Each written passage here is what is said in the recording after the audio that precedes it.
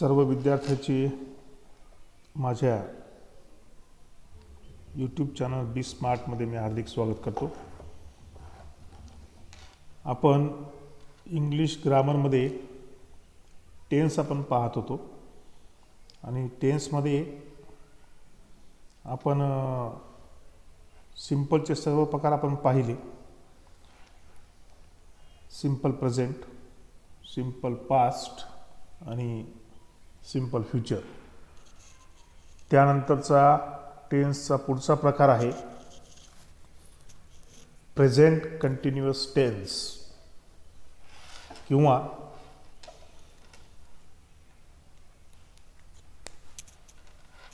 Continuous progressive tense म्हणजेच चालू वर्तमान काळ. तर चालू वर्तमान काळ आपण कधी वापरतो तर एखादी क्रिया म्हणजे एखादी ॲक्शन किंवा एखादं काम म्हणजे एखादं वर्क हे प्रोग्रेसमध्ये आहे, सध्या चालू आहे, हे सांगण्यासाठी आपण इंग्लिशमध्ये प्रेझेंट कंटिन्युअस टेन्सचा आपण वापर करत असतो. तर आज आपल्याला शिकायचं आहे present continuous tense.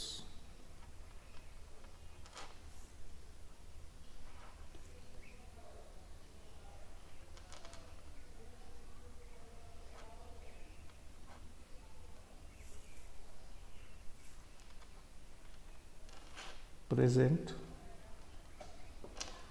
Continuous tense यालाच आपण मराठीमध्ये असं म्हणतो चालू वर्तमान काळ.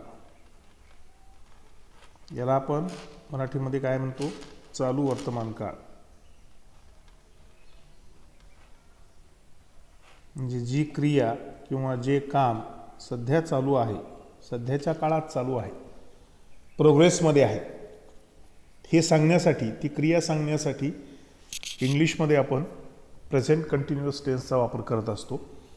आता प्रत्येक काळाचा प्रकार शिकवत असताना मी तुम्हाला त्या त्या काळाचं स्ट्रक्चर म्हणजे रचना, त्या वाक्याची रचना कशी असावी त्या काळाबद्दल ह्याचं मी तुम्हाला स्ट्रक्चर प्रत्येक वेळेस लिहून आणि समजून दिलेलं आहे.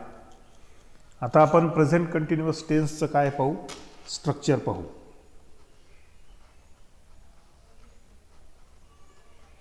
ह्याचं स्ट्रक्चर आहे बघा. आता subject plus am, is, R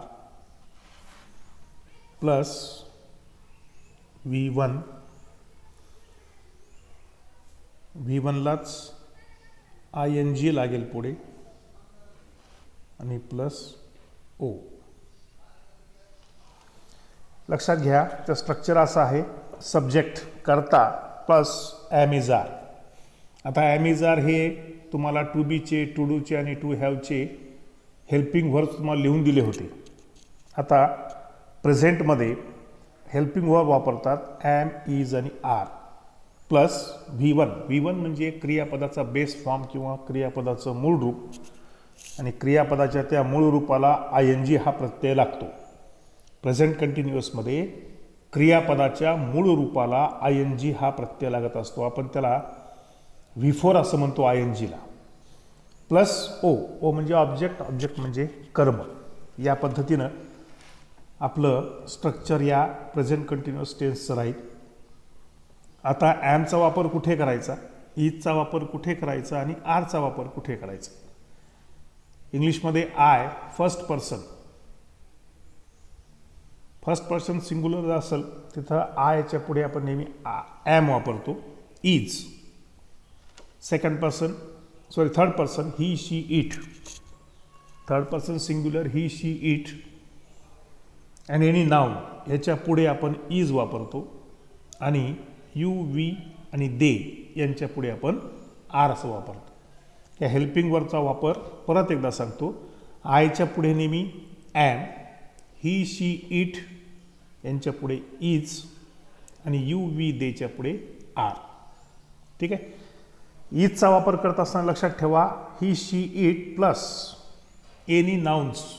तो राम असेल, सीता असेल, गीता असेल, सोपान असेल, निवृत्ती असेल, ज्ञानेश्वर असेल, अजून कोणताही असेल, त्या प्रत्येक नाउनच्या पुढे आपल्याला काय वापरावं लागेल?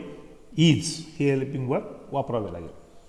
अशा प्रकारे प्रेझेंट कंटिन्युअस टेन्सचं स्ट्रक्चर होतं S plus am is are plus V1 plus ING plus ओ.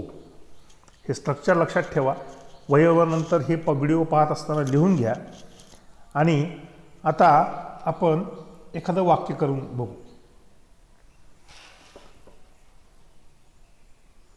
तो आंबा खात आहे. आता आपल्याला हे बसवायचे कोणत्या स्ट्रक्चरमध्ये? S plus am is are plus V1 ING plus O. ठीक आहे. चला, तो या वाक्यातला सब्जेक्ट आहे तो मीन्स ही. त्याच्यानंतर हीच्या पुढे ही शी इटच्या पुढे आहे इज. खात आहे, खाण्याची क्रिया सुरू आहे. इज ईटिंग EAT ईट. ईट म्हणजे खाणे. ING eating. Mango MANGO he is eating mango. या प्रकारे हे वाक्य तयार होतं. आता या वाक्याचा बोध असा होतो, या वाक्यावरून आपल्याला असे कळतं ती ॲक्शन म्हणजे ती क्रिया, ते काम, आंबा खाण्याची क्रिया किंवा आंबा खाण्याचं काम सध्या चालू आहे, प्रोग्रेसमध्ये आहे. तो सध्या आंबा खात आहे. ओके. सेकंड, दुसरं उदाहरण पाहू आपण.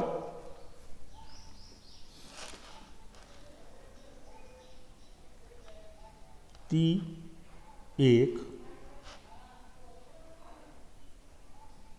गोष्टीचे पुस्तक वाचत आहे. लक्षात ठेवा, ही क्रिया सध्या गोष्टीचं पुस्तक वाचण्याची क्रिया सध्या चालू आहे.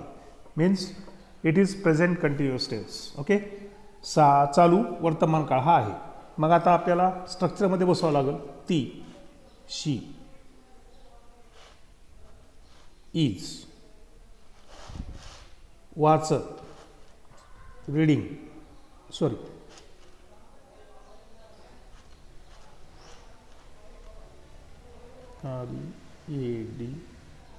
रीडिंग. काय वाचत आहे? एक गोष्टीचे पुस्तक. एकला a, story STORY story book. वाक्य कसं होईल मग? She is reading a story book. ती एक गोष्टीचं पुस्तक वाचत आहे. आता परत एकदा सांगतो मी तुम्हाला की हा काळ एखादी क्रिया प्रोग्रेसमध्ये असेल, ती क्रिया जर चालू असेल, हे दर्शवण्यासाठी, हे दाखवण्यासाठी आपण प्रेझेंट कंटिन्युअस टेन्स म्हणजे चालू वर्तमान काळाचा वापर करतो. ह्याच्यामध्ये महत्त्वाच्या गोष्टी लक्षात कोणत्या ठेवायच्यात तुम्हाला?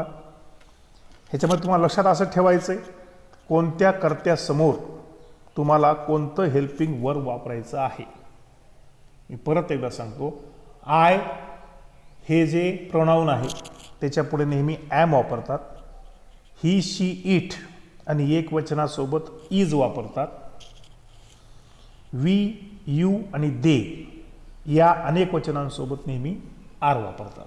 वाटल्यास मी तर तुम्हाला थोडक्यात सांगतो. आय समोर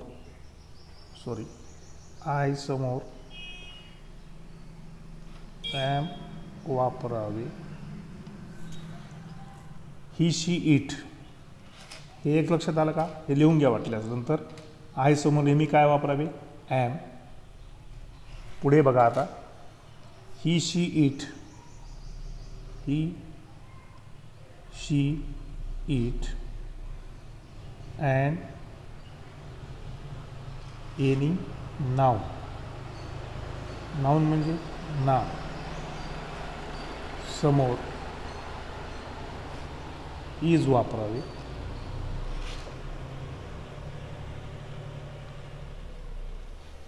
ही, she, it and any noun. कोणतंही नाम. नाम कसं असतं? नेहमीच एकवचनीचं असतं. ठीक आहे. त्या नामासोबत एकवचनी नाम जर असेल तर त्याच्यासमोर काय वापरतात? इज वापरावे. त्याच्या पुढे बघा, we, you they, we you they व अनेक वचनासोबत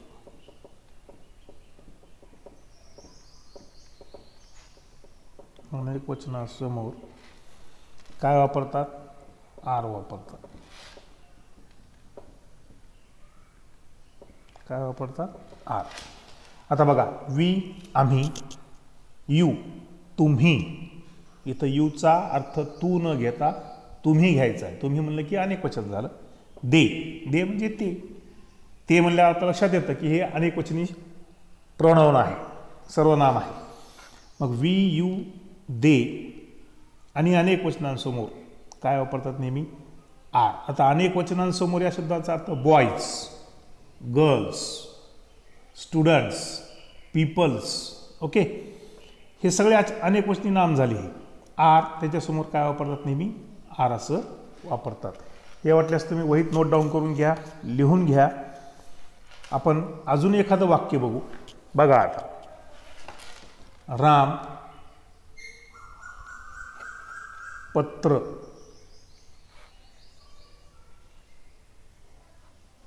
लिहित आहे.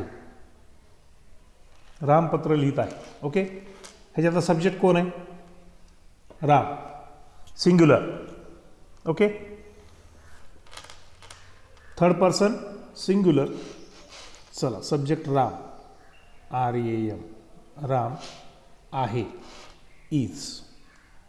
Third person singular Ram, subject असल्यामुळे पुढे काय येईल? इज. राम इज. लिहित, लिहित म्हणजे लिहिणे. लिहिणेला शब्द आहे राईट, WRIT. ई इथं लागत नाही, ई निघून जातं. आणि इथं काय लावायचं आहे आपल्याला? V1ला ING. Ram is writing letter, LETTER. Ram is writing letter. Ram पत्र लिहित आहे. हा कोणता काळ झाला? Present continuous tense. आता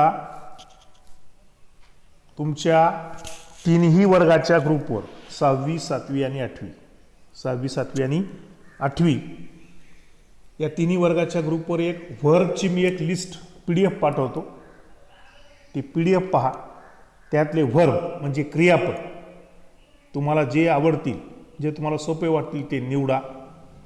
त्या निवडलेल्या क्रियापदाचा, त्या व्हर्बचा अर्थ तुम्हाला जर माहीत नसेल तर तुमच्या मोबाईलमध्ये हे ॲप असणं गरजेचं आहे.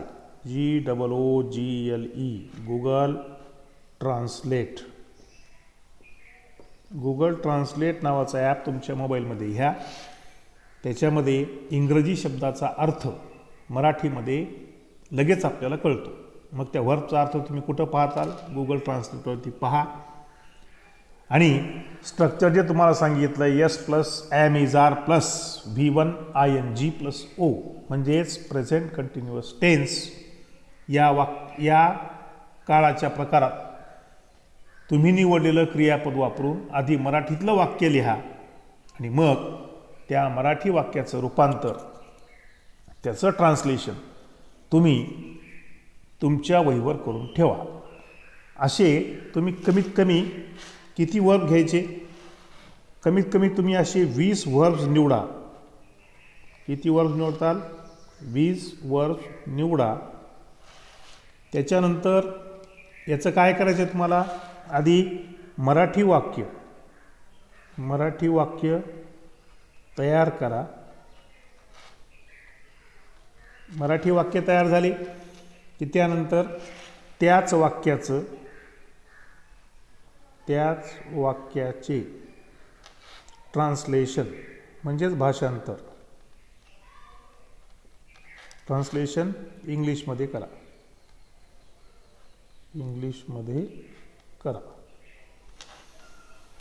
असे तुम्हाला एकूण फक्त 20 वाक्य करायचे आहेत. किती वाक्य करायचे आहेत? 20 वाक्य. आता याच प्रेझेंट कंटिन्युअस टेन्सचे इंग्लिशचे आपण जे वाक्य करू त्यापासून आपण लगेच प्रश्नार्थी वाक्य म्हणजे इंट्रॉगेटिव्ह, INTROGATIVE, इंट्रॉगेटिव्ह म्हणजे प्रश्नार्थी वाक्य आपण तयार करू शकतो. त्याच वाक्यांचे आपण नकारार्थी वाक्य पण तयार करू शकतो. नकारार्थी मीन्स निगेटिव्ह. ओके, आता हे नकारार्थी आणि प्रश्नार्थी वाक्य कसे तयार करायचे हे तुम्ही वाक्य केल्याशिवाय मी तुम्हाला समजावून सांगणार नाही. तुमच्या वहीत यांची वाक्य तयार करून ठेवा. फक्त 20 वाक्य तुम्हाला करायची. परत सांगतोय मी किती वाक्य करायचे तुम्हाला. फक्त 20 वाक्य तुम्हाला तयार करायचे. वाक्य कसे करायचे ह्याची तुम्हाला मी प्रोसिजर सांगतो. तुमच्या ग्रुपवर पडलेली वर्कची PDF पहा, वरची PDF पहा. त्याच्यानंतर त्यातील कोणतेही 20 वर्ब निवडा. त्यानंतर प्रत्येक वर्बचा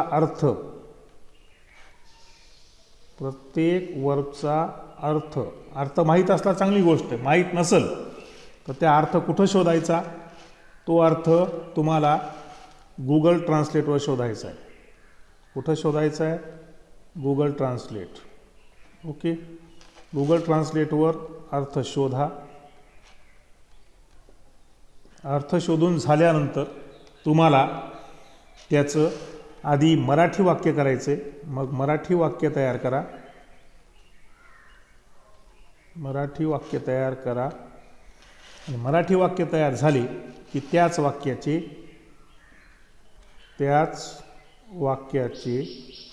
इंग्लिश ट्रान्सलेशन करा. इंग्लिश ट्रान्सलेशन करा. ओके, असे तुम्हाला किती वाक्य बनवायचे? 20 वाक्य तुमच्या वहीत मला उद्यापर्यंत दिसले पाहिजे. आणि हे वाक्य तुम्ही जर तयार करू शकलात, हे सगळे वाक्य आपल्याला कोणत्या काळातले करायचे लक्षात ठेवा. प्रेझेंट कंटिन्युअस,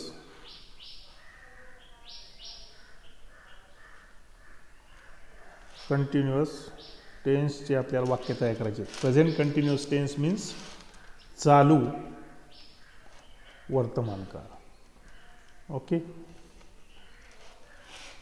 हे वाक्य करा. तुम्हाला स्ट्रक्चर आधी लिहून दिलेलं आहे. स्ट्रक्चर परत एकदा वाटल्यास लिहून देतो. हे बघा, S plus am is R